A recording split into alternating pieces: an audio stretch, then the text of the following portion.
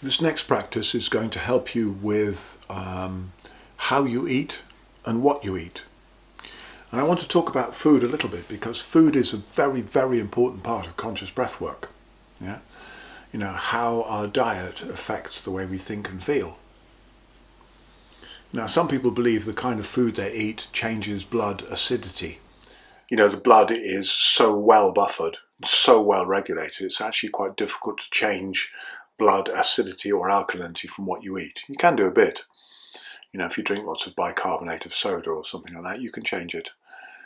But, you know, the waste products of, eating highly processed food certainly affects the gut microbiome. So we're going to talk a little bit about the guts here. Right? So the gut enteric nervous system, which is a part of our neurology, it's part of the way our nervous system functions, but the gut nervous system is slightly independent from the brain and the rest of the nervous system. And it's very, very old. It's around about 500 million years old. So it's very robust. And it's been through a million types of creature before us. We've inherited this from every kind of living thing that's lived before us.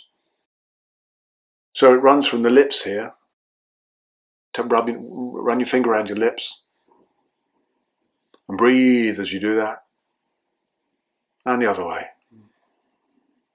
It runs from the lips all the way down through the tube of the esophagus, around the stomach, through the intestines, the small intestine, the large intestine, all the way down to your anus. Now, one of the reasons I recommend people to wash their anus with water rather than toilet paper is, well, there's many reasons. We're going to talk about food, we're going to talk about excrement. So we're going to go there, all right? So if you don't want to go there, just skip this video. Yeah, but it's an important topic. It goes all the way down to the anus. So one of the reasons for washing the anus with water is because that switches on the enteric nervous system and keeps it clear. It also washes the anus properly, rather than just rubbing it around with paper, which I think is a grubby practice personally. Having a device where you can wash your anus properly, whether it's a bidet or it's one of those little pipes with a hose or a pot of water, a can of water, or whatever you can use, is a really good thing. You have to use your fingers. Yeah. Then you wash your hands, obviously. All right, but you get the idea. And if you squat as well, because we've evolved to defecate squatting. If you squat slightly, in Europe we have these high toilets which are really bad for functioning. They leave excrement in the rectum. That itself becomes a problem. It can build up toxins. It's said that it might even cause cancers in the bowel. So squatting slightly by putting a step up by the toilet so you can bring your knees up towards your chest, make sure that you evacuate that bowel properly. And there's a yogic practice where you wash with water and the rectum actually comes out slightly and you can wash it fully.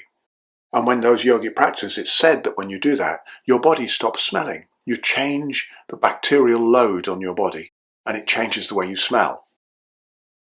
My experience is that's true. I mean, I don't use any kind of soap. I haven't used soap or stuff like that on my skin for 35 years. I don't use it. I have no need of it. My body is this amazing self-cleaning mechanism, because I'm just washing the oils and the microbes off my skin, which then have to regrow. And the microbes on my skin are giving me immunity. So if I look after them, I have a cold shower every morning. I look after the microbes on my skin. There are billions and billions and billions of them living on my skin, billions of healthy microbes that I exist courtesy of. We are in relationship. We are in symbiotic relationship. So I need to look after them, not just wash them off my skin. I need to look after the microbes in my gut. The ones in my gut, the microbiome in the gut. If I cultivate the wrong ones by eating the wrong kind of food, then I will get ill. And we know full well now that the microbiome in the gut can cause heart conditions, cancers, inflammatory conditions, arthritis and so on, all sorts of physical conditions. It's also linked to mental conditions like depression, anxiety, and possibly even schizophrenia. So depending on what we feed our gut bacteria, that affects how we feel and how we are in the world. What's that got to do with breathing? I'll come there in a minute. okay? But first of all, we've got to get the picture painted of understanding of the symbiotic dance that this life is. Billions of bacteria, inside and outside, in relationship, healthy relationship, to the cells of what we think of ourselves as us. Right. Now, if we put sugar I think is the main culprit, but there are others, yeah? If we put sugar and food culprits into the body, highly processed food, and there are lots of big businesses out there that want us to eat very bad, highly processed food, and that makes us ill because it grows the wrong microbes. Don't do it. Just don't do it. Yeah? Go for food that's organic. One, because that helps the microbes in the soil too. It helps soil health. We need good soil health on this planet, not depleted soil which has been chemicalized, yeah, and destroyed. So as much organic food as you can, sponsor the organic industry. Eat stuff that's still alive or has recently been alive. You just steamed it or something. It's good, healthy stuff. Lots of good content in it. And just cut out sugar. Get rid of sugar. That's a good plan. Anyway, sugar industry out there. There's loads more we can talk about this, but that gives you the framework to start with. Now I want to talk about food a little bit because you're going to eat. Everybody eats. Now, if you eat when you're stressed, you've got a problem, all right? Because when you're stressed, the blood is not flowing to your digestive intestines. It's not flowing for digestion. It's not flowing to your intestines. It's going to the muscles. It's going to the brain. So if you put food in your belly at the time when you're stressed and busy, yeah, you're in sympathetic nervous system response, that food is not going to be processed, it's not going to be digested, it's not going to be absorbed across the intestinal lining properly. That is not going to happen.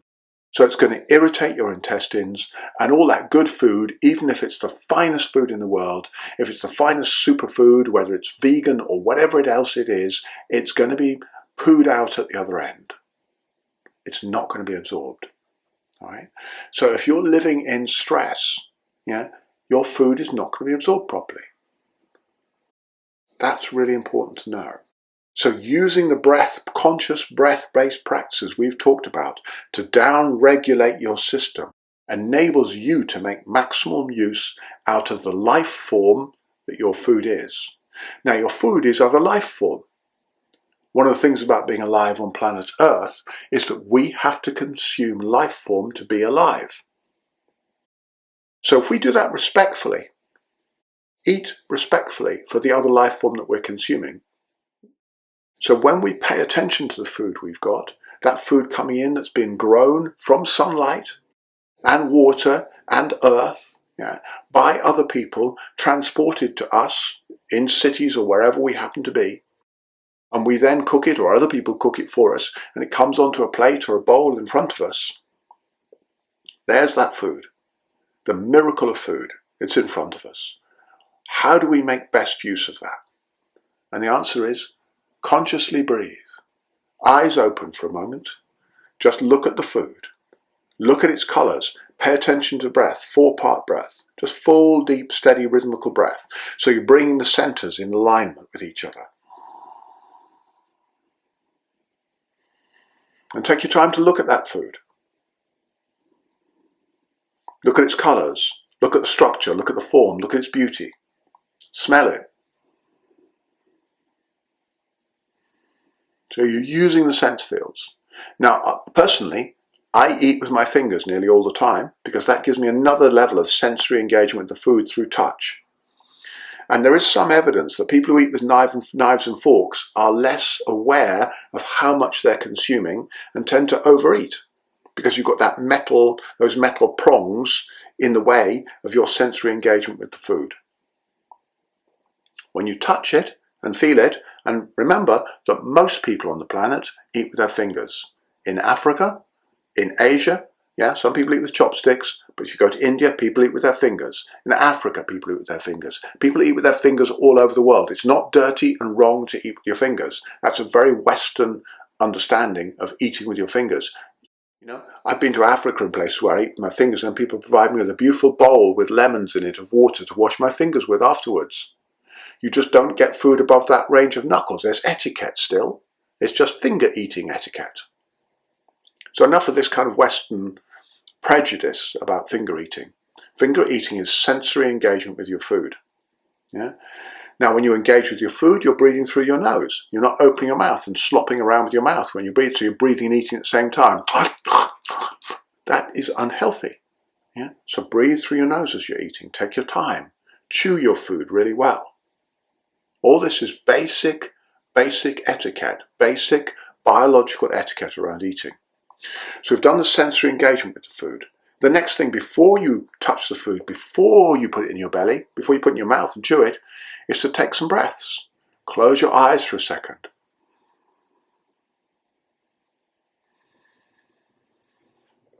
Feel into each of the 3 areas of the body. Or if you want to go into the 7, you can go the 7 sthanas. But feel into them and cultivate that sense of relaxation and gratitude in the body for this meal. So relaxation and gratitude with the breath.